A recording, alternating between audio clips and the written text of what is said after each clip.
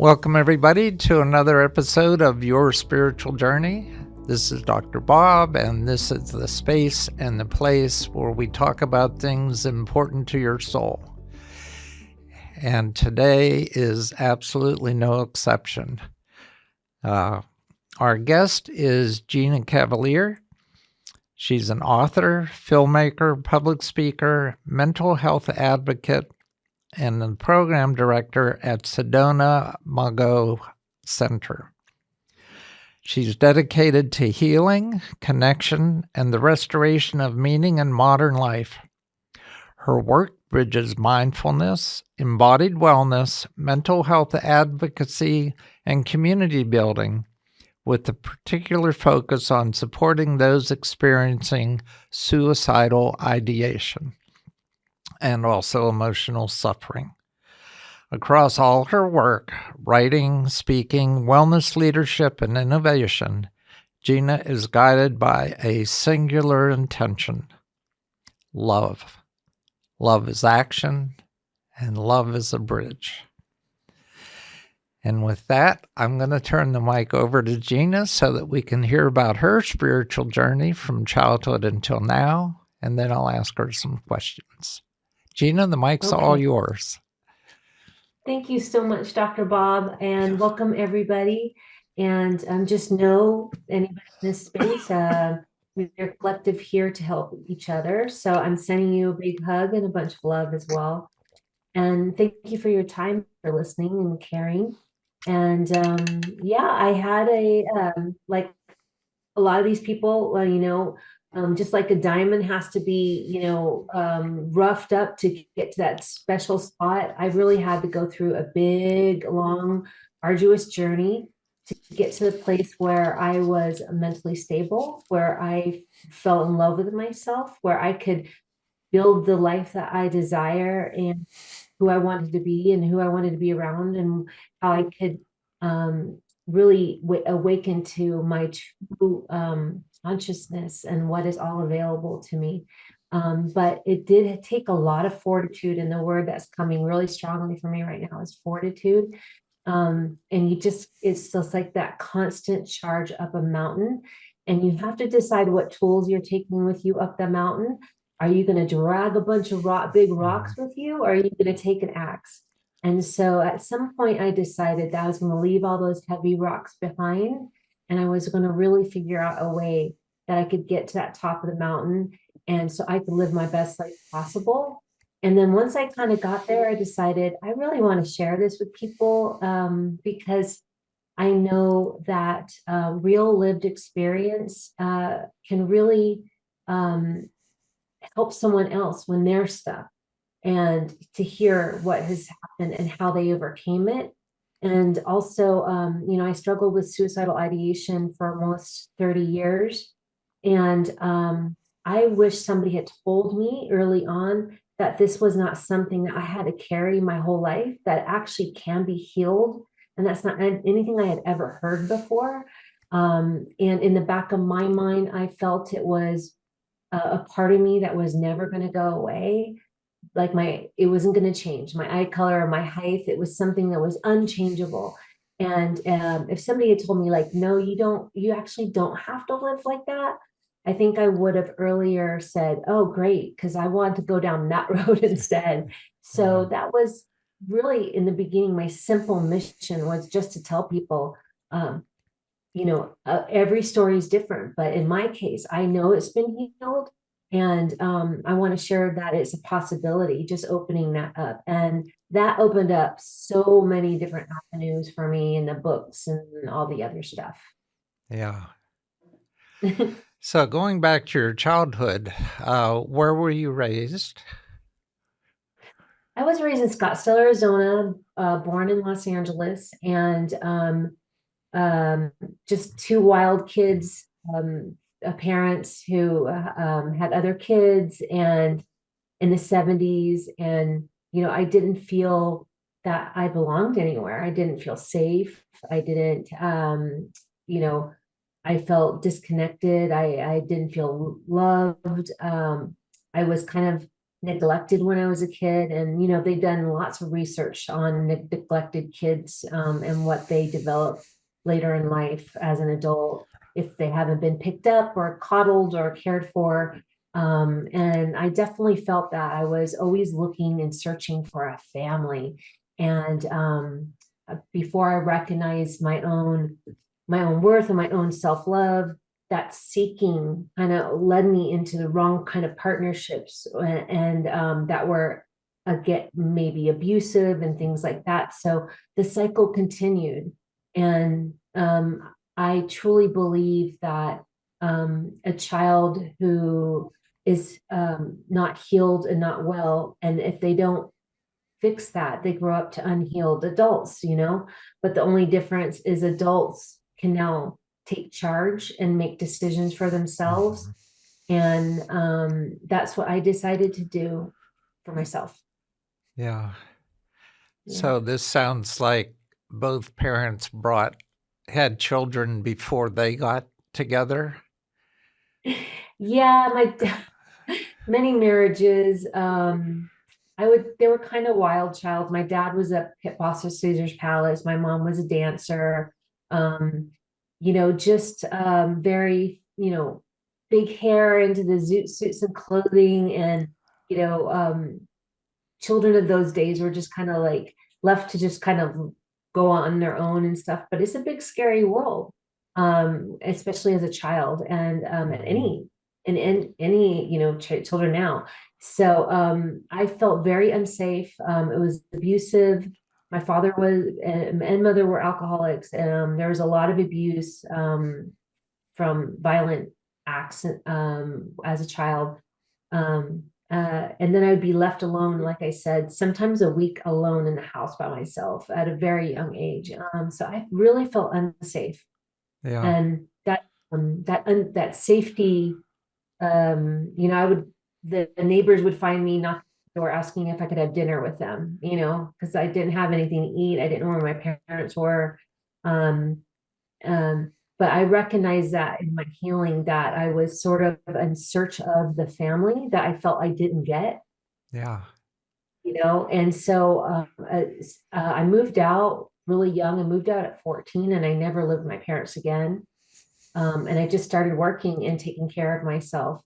But because I just started working, I became almost like a mini adult at that age. I again was this chasing feeling, and I never got settled. I never got to not only not be a kid, but I was just kind of constantly trying to upgrade myself, and I was aligning myself up with just a lot of work and people that didn't respect me. And I just thought that while I wanted to love so much and I wanted that feeling back. So I would get into partnerships that were not healthy for me. I didn't understand what boundaries were, no boundaries whatsoever. And I didn't even know what those were. And I think that's what good parenting teaches people, and there's a safety that's like, don't let people do that to you. You don't have to do that if you're uncomfortable. I didn't know any of those things. Yeah. So when I moved to Los Angeles when I was 17, I got really quickly into the music business and the entertainment business field. And, I kind of got tossed around energetically by a lot of people that I thought were going to love me. And they were just, and that created a deeper disconnection that I didn't belong anywhere. And that, my love wasn't worth anything. And I just felt lonely, and that, even though I knew a lot of people, I felt like something was really deeply missing, and I couldn't find it. And I kept searching. I searched and searched, and I would form a relationship and it would be beautiful. And then it would just crack and be abusive or something. And, and the pattern just kept repeating, and it led to my just intense suicidal ideation. And then my first marriage, I was married to basically a wonderful man that I really loved, but he was in a band and he was a drinker, and it was a very dramatic lifestyle. And, when he had an affair and when he went to go leave me, at that moment, it was definitely the most suicidal I had ever been. And I can't even believe I got through those moments, because it was about a year of on and off suicidal ideation. And I just realized after my healing that identity, that part of me did not want to lose that identity, that I was married to that person, that, that I had a failed marriage, that I must not be worthy of love, all the things that from my youth just kept going on repeat. And when I again started my healing, I was just like, wow, I didn't realize I didn't love myself. Mhm. I liked myself, but I didn't love myself. And then when I started doing healing, I started falling in love with myself. I started seeing my own value. I started to see how I'd been mean to myself, how anybody who lived in my head at those times, I didn't talk to anybody else like that. Why did I talk to myself like that?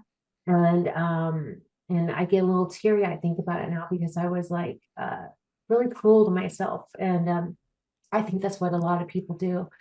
And but I think when you fall in love with yourself, you don't want to hurt yourself anymore. And so that's why I know I healed my ideation, because I put myself first. I love myself. And even through mistakes or failures or whatever people call them, or it's different. I see them differently now. I process them different. I manage them different. And you know, a lot of teachers I've talked to, it all stems with self. And I almost felt like I was being selfish if I spent time on myself. Mhm. It's like, wow, I'm not giving to all those people. I'm not helping them find a job. I'm not making their business money. I didn't realize that. And this is for everyone. That you have, even if you have tons of kids and a big family, that yourself has to be the first thing that you give attention and love and care to. And the people that love you will want you to do that. Yeah. So I know, having read your book, that you believe that when you choose to come into this lifetime, you also choose your parents. So have you come to grips with why you chose that particular set of parents to Oh yes, help you in 100%. those early years? I my dad was married about 11 times, and he has kids all over the place. And a lot of us have already met and formed relationships. And I was the only one that really was raised with him and got to see who he was. And he was 18 years old and went into the Korean War and got shot in the head. And he was 18. And I'm feeling like I went in and understood his story too, and that his repeated patterns. But I went to his grave and I laid on it and I wrote a note to him, and I told him that I completely forgave him and I loved him, and that I was going to build a relationship with him now. And I started talking to him every night, like through a prayer, and just saying, "Hey, Daddy, guess what? I started talking to this guy and he's really cute," or whatever I would do as a normal father-daughter relationship. And I started to feel his energy, and I started to feel his love. And I heard pretty clearly for myself, your love has elevated and transformed me in spirit, because somebody has forgiven me deeply. And thank you. And so I don't hold any of that. That's when I do talk about my past childhood, you might notice I don't fall in fear or negativity, because I don't have an emotional connection to that anymore. I've healed it. Um, and I really just, and my mom, I'm really close to, and in the later years, we've gotten immensely close, and I always loved her, and I am.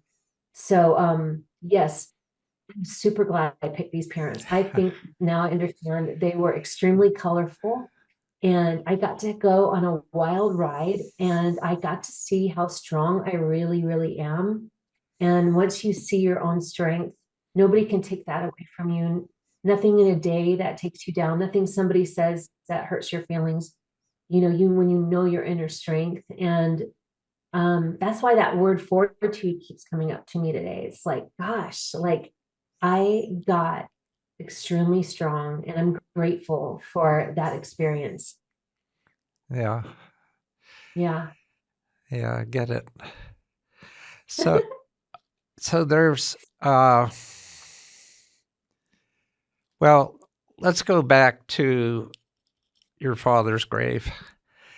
And how old were you when you went through that process, when you first started that? Oh, the healing part of it, I Yeah. think in my early 40s. Okay. Yeah. Now, you talk about a healing that you went through. So, did all of that occur in your early 40s when you started to heal and to become the spiritual person that you are? Yeah, I mean, there's always anybody in this process, they'll say they've had different signposts that were big epiphanies. Uh-huh. Like my dad was probably one of them, but the wildest one, and so, I was super hard worker. So even though, I moved out on my own at 14, I bought my own home at 23 in California. Oh, When wow. all my friends were renting, I was like, no, I'm buying a house. And then so that house gained a lot of equity, right? Through the years, but I had still been very unhealed. And I had about $1 million equity in the house in my 40s. And I still wasn't I was still going through the study of energy and healing and all that stuff. And I was having little breakthroughs, but I was still falling into suicidal ideation, at least a couple times a year. And those are very dark times. And I got to a point where I just was sick of it. And so I put my house up for sale. And my thought was I was going to give away all the money, and then I was going to exit the planet, because because I don't have any kids, and I didn't want the money just to go to random state Yeah. stuff. So I started paying off my friends' bills and doctors and lawyers, and I rented a fancy house in Hollywood Hills, and I had a big birthday parties and things like that. And it really was me saying goodbye and to help people, and just to help people, because I was going to go. And it wasn't even like a sad thing. I was sort of like, I just made this decision. And in the process of letting go of my retirement and all of my financial security and my attachment to money, that was another giant healing I got, because money controls us so much, way more than we could ever imagine. As in, especially when you have these big mortgages or the house, and just like, I gotta maintain, I gotta make sure I can do this, and that it becomes just this wheel, and we don't even realize that is like so deeply ingrained in, and we lose our spiritual connection, and we lose our leisure time, and we lose our freedom, and so many different things. And it was so interesting. And I had this big breakthrough when I gave away my money. Yeah. And I was like, oh, money was also another part of my healing that I needed, because I was on the hamster wheel, because Mm-hmm. money, more money, up.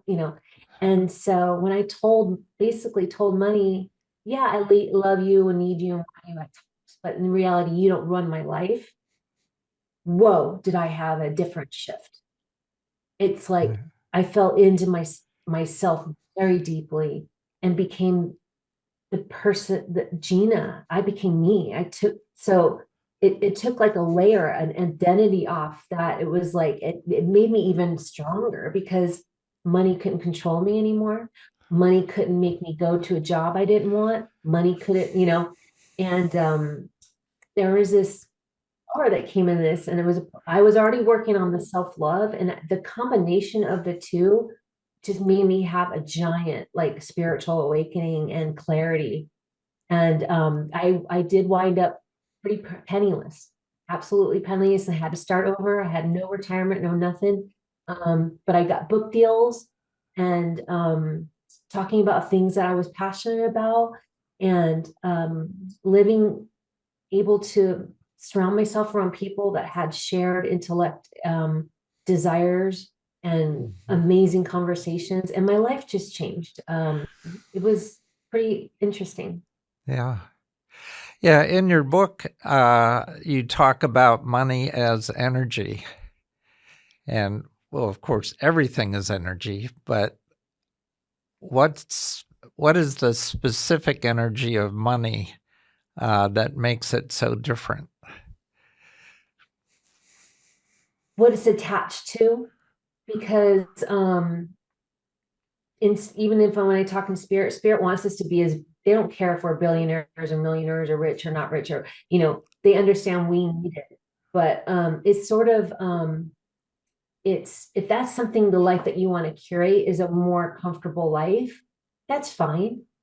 But it's like, what is the foundation of that though? And is that something that when you do leave the planet, are you going to be like, I built that space, and I enjoyed that space, and I filled that space with love based on work or achievements that was had truthness to it, had my own personal values in it, supported my community and myself, and was it surrounded by love and all that, and things like that, that you could look back on and not just see how big it was or how many shiny things you had, but the energy of it, and what that money gives you the ability to create those spaces. And when you create those spaces, where you can rest comfortably at the end of your days with your family around you and the animals and everything else. Now that is a wonderful experience. And so money really just lets you is a bridge to get you to those experiences that your soul wants to experience. So money is just really a bridge to living the life that you prefer. Yeah. Yeah. Okay, this Gina that we see in front of us now is very different from the old Gina. Mm. So could you walk us through how that happened? What exactly were the steps or stages that took you up the mountain, allowed you to leave all the rocks behind as you got the right tools to go up that mountain? It's so weird because I had my own another healing yesterday on myself. And it even told me I'm even totally different person than when I wrote this book. Okay. And the thing is that we're all a different version of ourselves right now. Right now. That's how different, how much we change. So that's just a giant question. But if that's something that would help someone to understand that, it's really about first waking up to the information, and getting deep into yourself and seeing that your mind, body, spirit, emotions, this whole thing that is all encompassing you, like, is just a magical thing. You have like 30 trillion cells, how every single one of them is vibrating with energy, how special that is. Being here on this planet at this time, you being here is unbelievably amazing. This opportunity to be in this body and to be able to work out things. And so that's why now, even when challenges come, I'm like, bring on the challenges, even though, yeah, I don't love them. I don't want to be in conflict all the time, but I'm not sitting there avoiding conflict because it's going to be a bad day. I'm saying, bring it on. It's another opportunity to learn. And this is what we are, is that we're just a big learning machine. And so once you do that, and that's why a lot of people, I think, who suffer suicidal ideation, they feel a disconnect. They don't see how beautiful this all is, and how they have an intended purpose to be here. And their real goal is not to exit I'd say maybe there are some people that decide to leave that way, but it's not really, because it is a terrible way to exit the planet, is through suicide. So doing whatever you need to do to recognize just the magic we all are, just, and sometimes you might, if you're in a bad state, you might need to see that outside of yourself. And so for me, for example, when I was in one of my lowest times, I actually went to volunteer at a dog shelter called Marley's Mutts in California. And nobody knew that I was kind of suicidal. But I would go and I would spend all day with the dogs. I'd walk them, pick up their poop, clean them and all that stuff. And seeing a voiceless energy animal creature who I changed their life that day, and I gave them love, helped me say, no, I'm worthy and I have something to offer. So I just knew that whatever I needed to do to show my self-worthiness, to find it, whatever it was. So for me, it was animals. But I think everybody has the things that they connect to that helps them get back into the vibration of who they really are.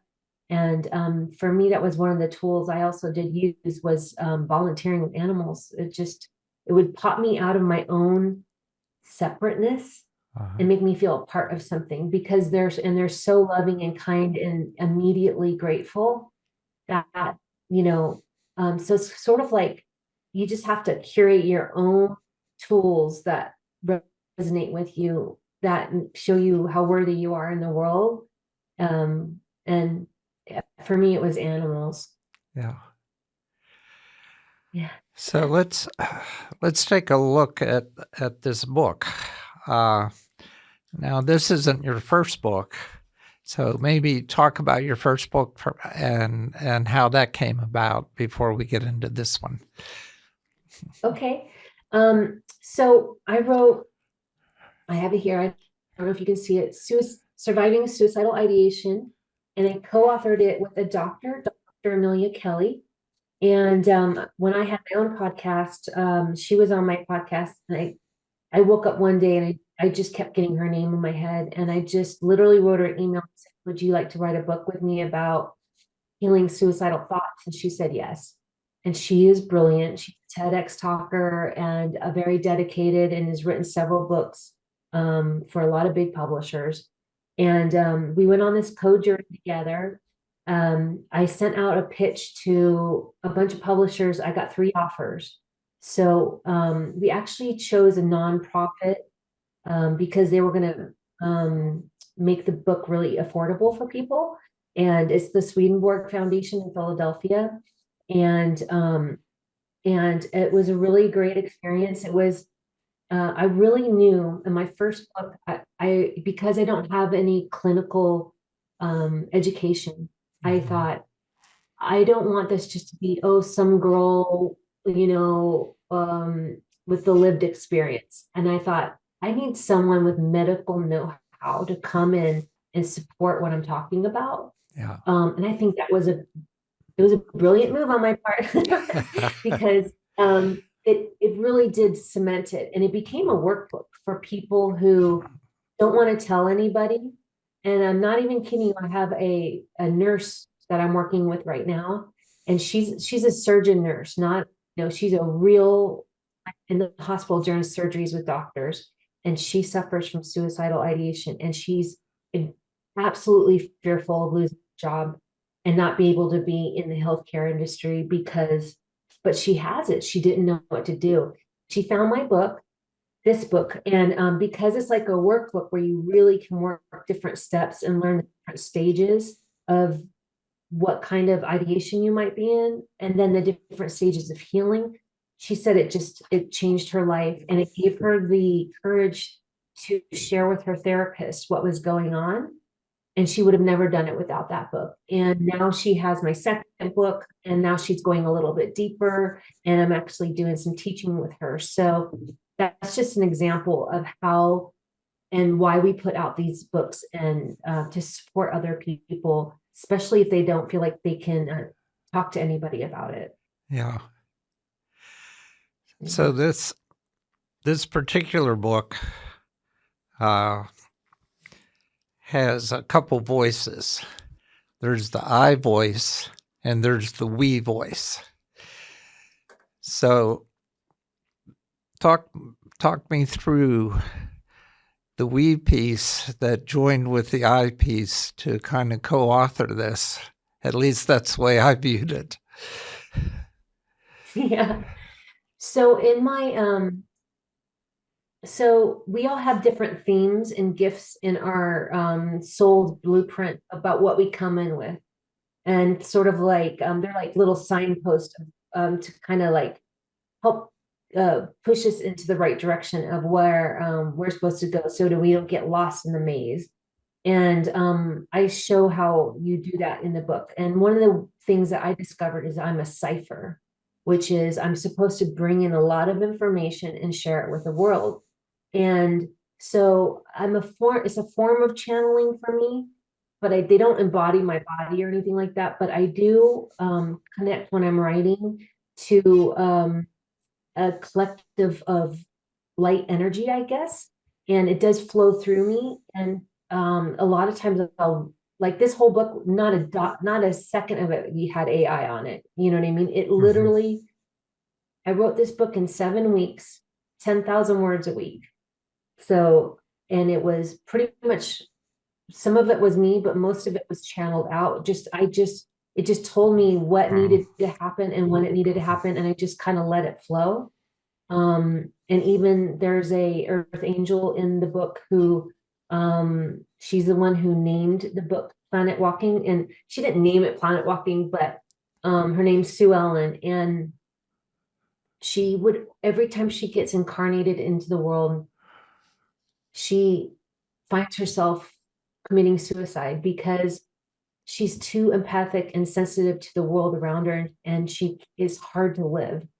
And so she came through wanting me to help me put the words on the page that would resonate with people. And so when I move into the words we, that's usually like just a collective coming through me because a lot of this knowledge, some of this knowledge in here, when I read it back, it wasn't knowledge that's in my true personal mind and heart. I mean, I believe in it, but it's not words I would have put together. So it literally is like a form of channeling. Yeah. Yeah. Well, having done 3 years worth of interviews with spiritually connected people, I found your book to be so comprehensive in terms of how all this works.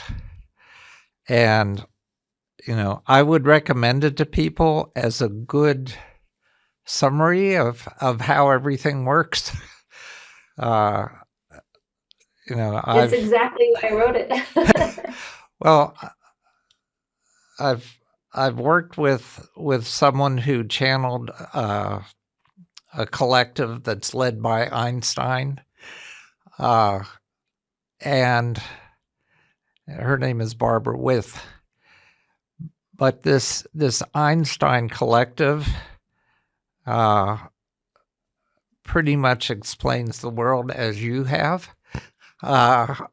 Goes a little bit beyond that because Einstein's a lot into quantum physics, and he wasn't when he was alive, but but after he passed, he really got the message. So I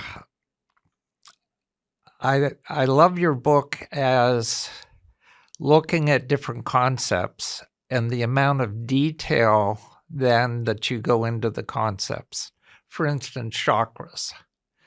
You know, you not only go where they are, or 7 of them, but the few above, the few below, the few to the sides, the ones in our hands, the ones in our feet. You know, it's not often that you see a comprehensive explanation of chakras, not only with their colors, but then shades of those colors and how that works together. The Well, detail. the collective understands humans, right? As in what we can digest and what we can't. And there's a timing for everything. So, when the East started coming to the West, they knew that they had to put things in a container for people. And so they only gave them the 7 chakras and those colors. Of course, a chakra on the first chakra is not always red. And the second one is not always orange. Like Right. that, there's no way. That and when you start to look at it, you're going, oh yeah, that sounds kind of ridiculous, right? But they were doing it so people could start to formulate the concepts. And now moving beyond it, and they're saying that we can share people more information faster and more accurate. Yeah. So it's not that it was dishonest or anything like that. It was really what was ready for the people and ready to hear more and learn more and jump in. So writers and channelers like myself are getting more information. Yeah. So, when I looked at your book initially, I thought, wow, there's so much here so fast. I mean, you do explain that this is sort of summarizing a much longer process and that you've collapsed it so that the readers might get dizzy at first with, oh, really? What is she talking about? And then, oh yeah, if I didn't have the background that I have, I would be, kind of lost. But instead, I really enjoyed your book. I just thought this is fantastic, the way that she's got this put together and made sense out of so many different concepts. Thank you. That's why it's called a handbook for the living.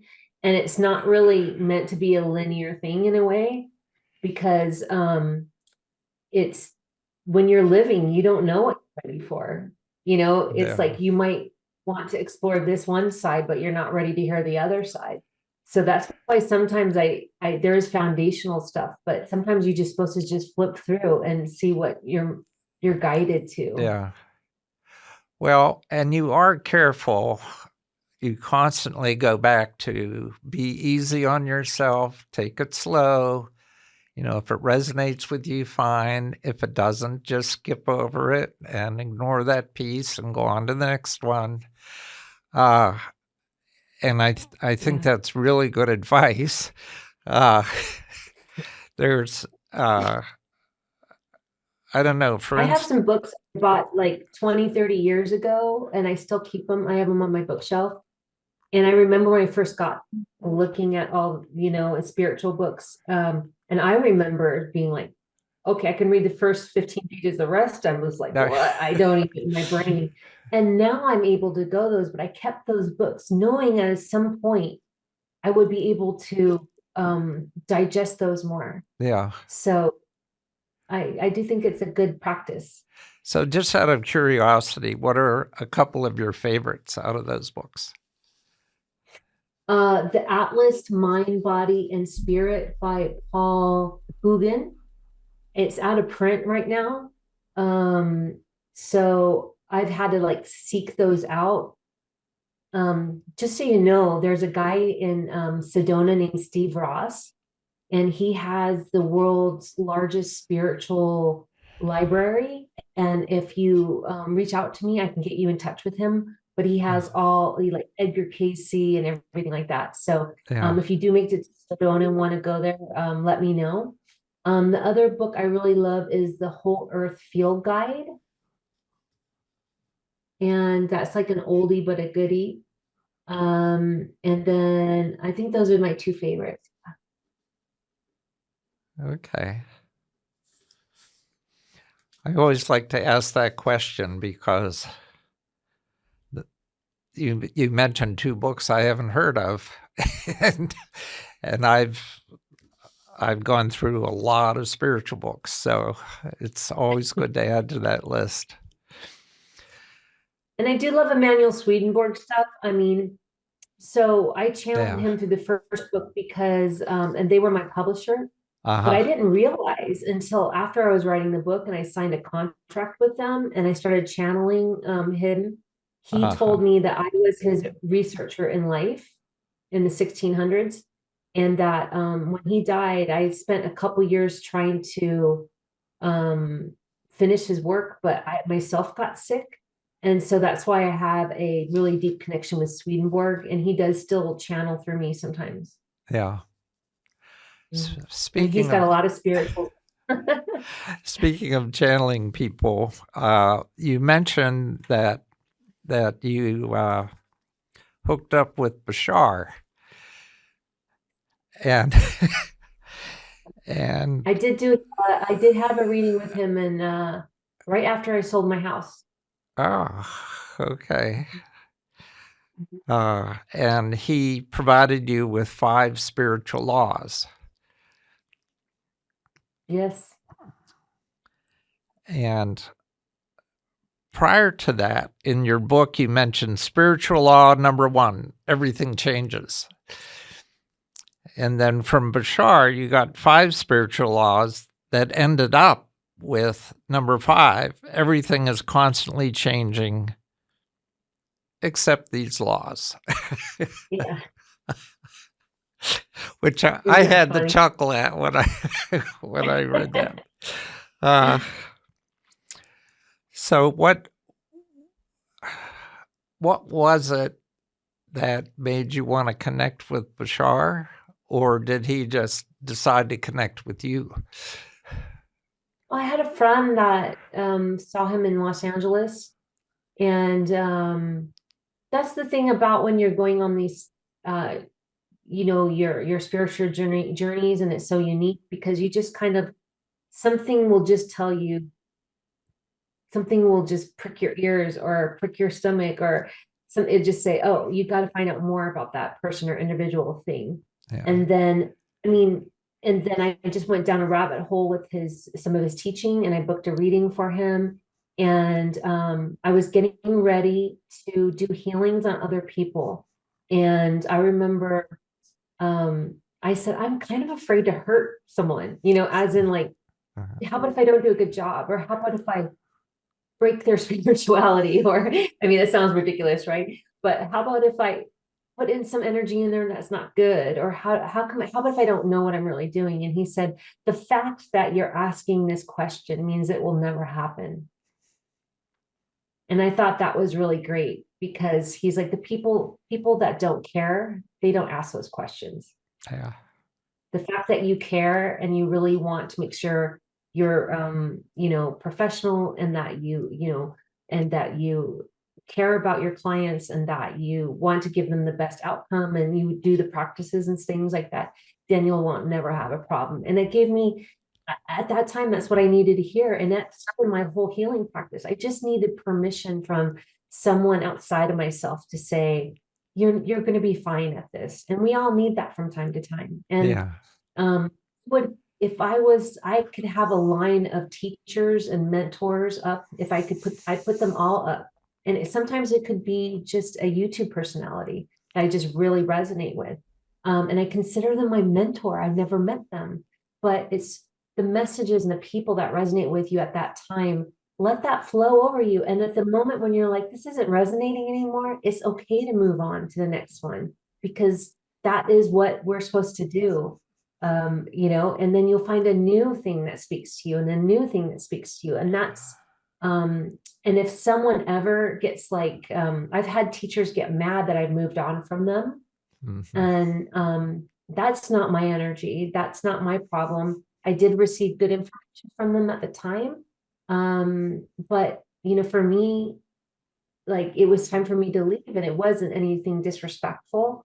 Um, you know, but and some people did get really upset, and I would just say, I had one lady who taught me something that I really loved to call, it was called "Not My Problem." Mm-hmm. And it was an energy thing. Run in and was like, not my problem, not my problem. So, when she got mad at me, I just was like, not my problem. Yeah.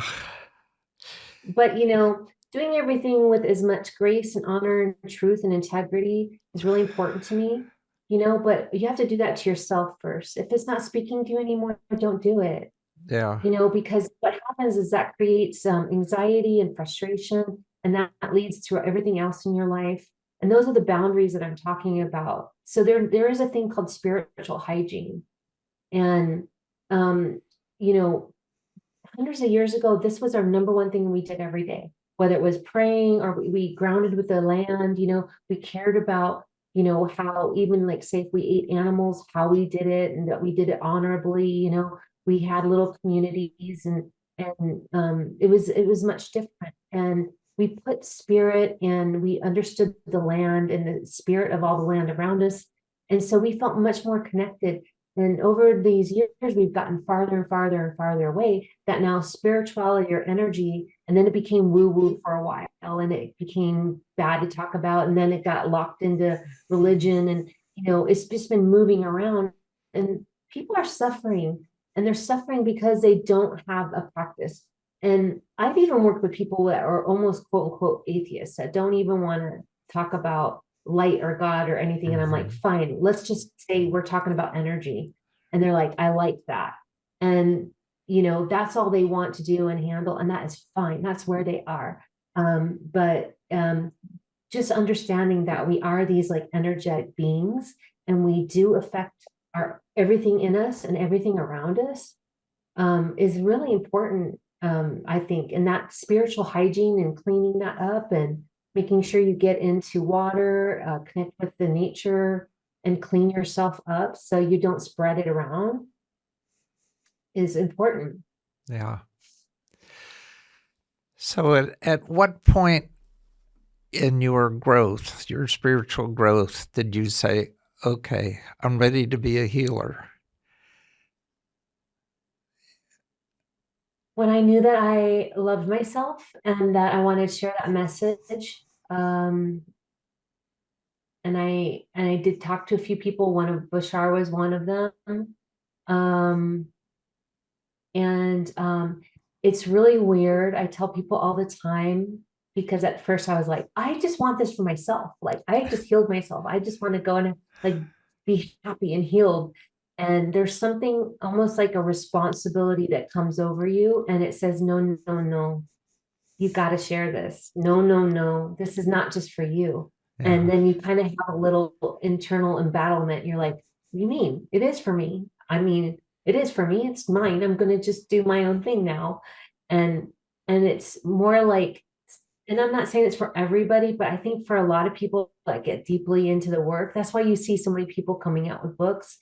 And I applaud every single one of them because it just now spirit just wants you to share it and share your experience. And that's just the form of teaching. And that's even if you just do a book, and get it out there, it feels so good.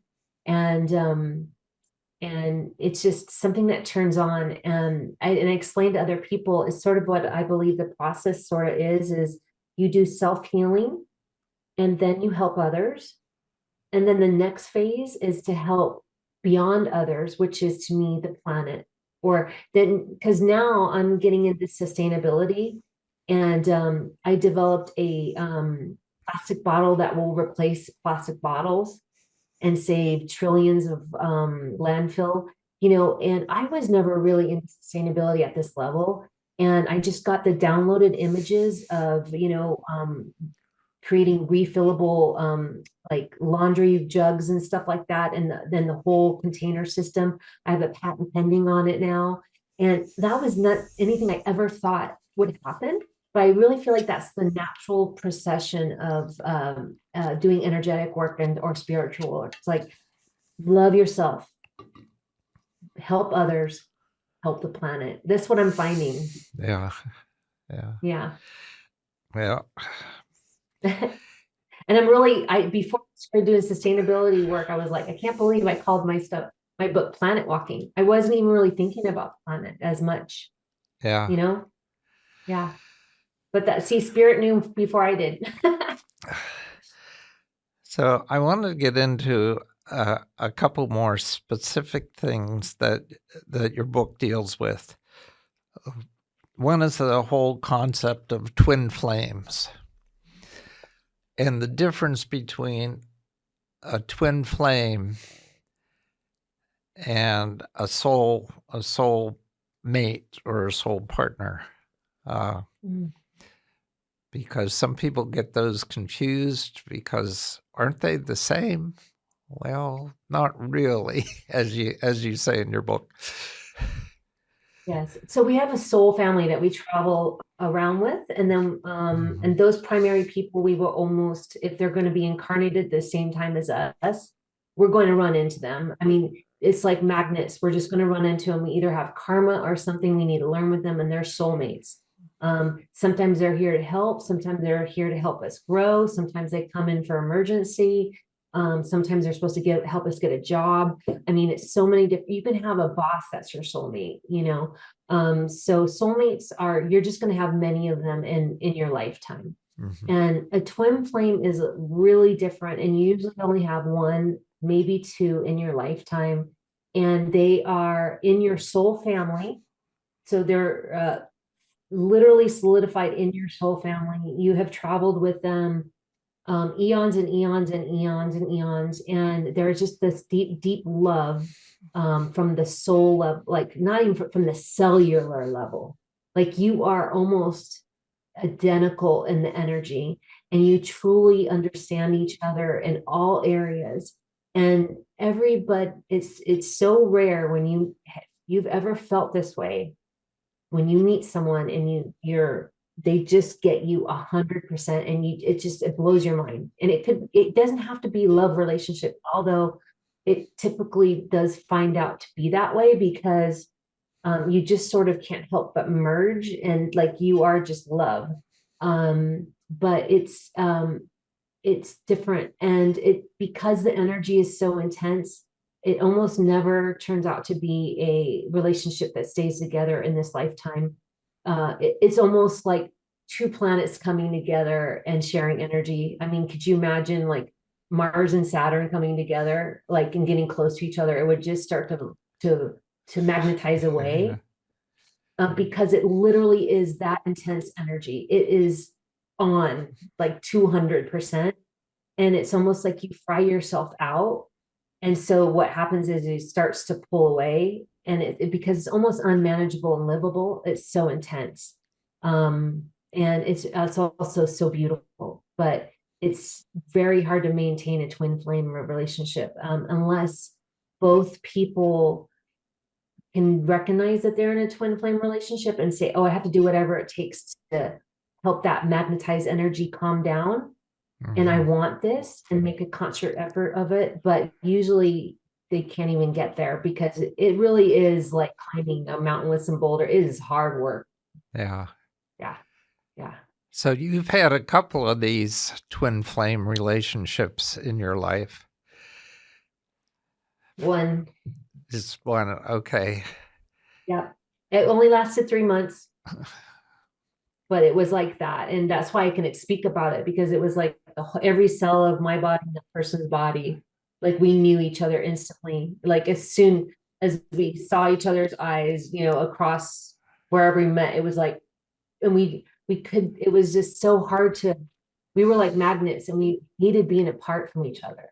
Yeah. And even when we decided we weren't going to pursue it, we did a ceremony goodbye, and basically saying that a part of me would be in the sun and a part of him would be in the moon. And at one point every day, there would be a minute where we would catch each other just before we left, so it was very beautiful, but we just knew we couldn't do it right now. Yeah.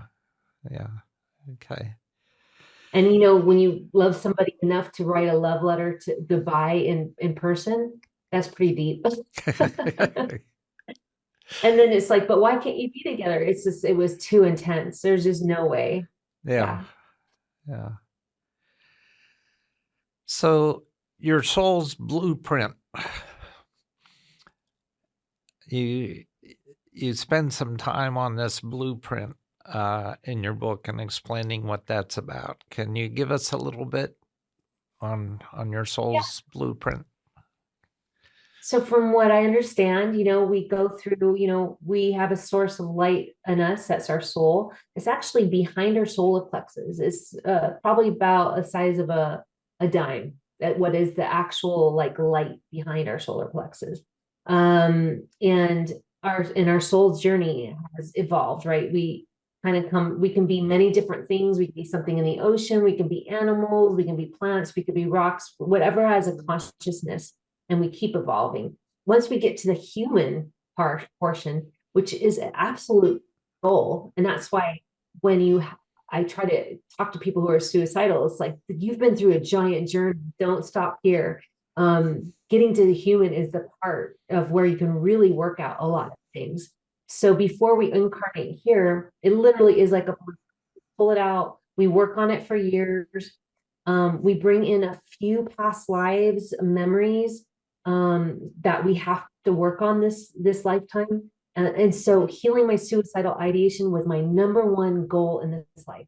Number one, even if I lived till 90 years old and I didn't learn it until the 90th day type, it didn't matter. So the fact that I've healed it this early means I can go on to other big things now. But we have signposts that are part on our blueprint. We are given themes. We pick the area we're going to live in. We pick the job we're going to have, and we pick the major things. But then we have at will, and so we kind of can change things a little bit, and that's where things can get like, say for example, you have an addiction, and you keep having the same addiction over life, and you haven't realized how to heal it, and you go, oh, I know I'm an addict. Well, clearly that that's something you have to figure out how to get out of your system this lifetime, and that's an easy one to say, okay, I need to work on that. And how do I do that? So yeah, you just kind of find your themes and your gifts. And in the book, I show you how to find your themes and gifts. And actually, I really love that because, like I said, my gift was being a cipher.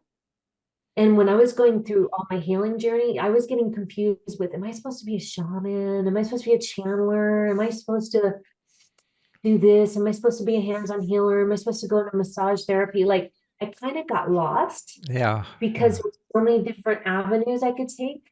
And when it said cipher and I loved writing, I went, oh, that's my theme in life. Like, I'm supposed to do that. Mm-hmm. And so still appreciate shamanism and all the other things that I kind of was like tickling on, but it really helped me create that path because I love efficiency. You know what I mean? I want to get to the next thing. Yeah. Sure. Yeah, so I could create more. Yeah. So I think it helps people get to where they need to go faster when they have this understanding. And it feels good. Okay. But that's one of 12 lives that you're living at once. Because you've got this oversoul that is feeding these 12 lives. Well, that's my term, feeding these 12 lives, but watching over them. So could you talk about that a little bit? And I know there are so many concepts you cover in this book that audience, you're just going to have to read the book. But give us a little taste of what it's like to be living 12 lives at once. Well, so like I said, we have that little bit of soul in our physical body right now. Like it's a little bit of like a dime size, right? And but it's like bright light, right? And so, but there's a big piece of us. That's the whole piece. It's up in the higher consciousness and the higher realms is a giant piece of us. And that soul is literally a living being. And it has energy through it, and it has a look to it. It has a sound frequency. It has an original name. It's not Gina or whatever. That's my human name here. But it has an original, it is living, breathing thing, right? And that little piece of soul can break off and go do another life. And And so sometimes you'll have different ones going on. And then when they pass, that light goes back to spirit. You do a life review. You look at what you learned. You look at like what you could have done better. And the thing is that spirit, you only judge yourself in a life review. You don't, and this is all my understanding from spirit, in my thoughts and opinions, but it doesn't ever, you only judge yourself. So it's not like you go in front of life review and there's like a panel of like spiritual people and they're just sitting on their hips saying, you did this wrong. But what you do get to see is how you affected other people's lives. So if you really did something nasty to someone, you get to watch and experience that from their perspective, how much pain you created that person, and you get to feel that. And then you get to go to the next person or the animal or the person at work that you judged or and so that's why when you go this deep and you really start to learn this much, the value of judging other people, criticizing other people, throwing energy at other people. It's not good. It's a cycle of awfulness that's also going to come back to you. So you really train yourself. I try to really just not put that in the world. I have too much to do, too many wonderful things to experience here on this beautiful planet that I love so much that I just don't got time for that anymore. But that comes from this ideas and thoughts that, I don't want to affect people in a negative way. I really don't. And, I have my boundaries up, and even if they do on me, it just bounces off now because I've created a safe space around me. But that's sort of how the oversoul works. It's a big living thing. And this little piece is a part of it. Yeah. Yeah. There's, like I've said, so many concepts in this book that you do such a good job of giving us the detail and the explanation. And it's just, it's just a wonderful book. Thank you so much. I thank you, Doctor, because one of my things that I used to feel like I lacked in my life was education, because I left school at 8th grade and I went on my own and lived on my own. And I tried to go back to college and I felt a really inadequacy with my education. And one of the last things my ex-husband told me, which stuck with me, is he said, "You're not book smart." And that's one of the reasons why he went with this other woman. And it really stuck with me because I was like dyslexic and I hadn't been to school. I lost my brother was in the hospital. I went and took care of him when I was in my 8th grade. So I didn't feel education, and this hung over my head as an inadequacy that I will never accomplish the things I wanted, which was to be a writer. And through the healing, I really said, I don't care if I'm not quote unquote a writer or whatever, I'm going to still do what's in my heart. And when I let that all go, I got to be who I really was. And I took away those labels. But I do really appreciate educated people like yourself, especially giving me a compliment on my book. Like, it really does mean a lot to me. And I just wanted you to know that. Well, coming from love as you do, that energy is in your book and it comes out of your book to the reader. And if anything, I guess that's the most important thing. Thank you. So at this point, in every podcast, I give the guest an opportunity to leave the audience with a few words of wisdom. And your book is just full of them. So, but you only have a few minutes. Okay. So whatever you want to leave these people with, now's your time. So when I was about 8 years old, the first time I remember having a suicidal thought, I wrote something on the window pane that was like fogged up. And it said, "You are the joy, nothing else is." And I didn't write that. I don't know what that was. I felt like that was a spirit guide. And I didn't really understand what that was until I got through all the way into my 50s and realized that I really am the joy that nothing else is. And I really believe that everybody is that way too. And I do believe that our soul is the most valuable thing we own, period. There's not a car or a house or anything else that is worth anything more than that. And so we need to take care of it in spiritual hygiene. So I do wish everyone love and healing. And I'm available. Gina Cavalier on Instagram, Sedona Mago. I'm a wellness program director here. I have a retreat coming up in mid-August to help people based on my book. If you want to come out to Sedona, let me know at gcavalier@sedonamagoretreat.org. I'm sorry. Yeah. That's wonderful.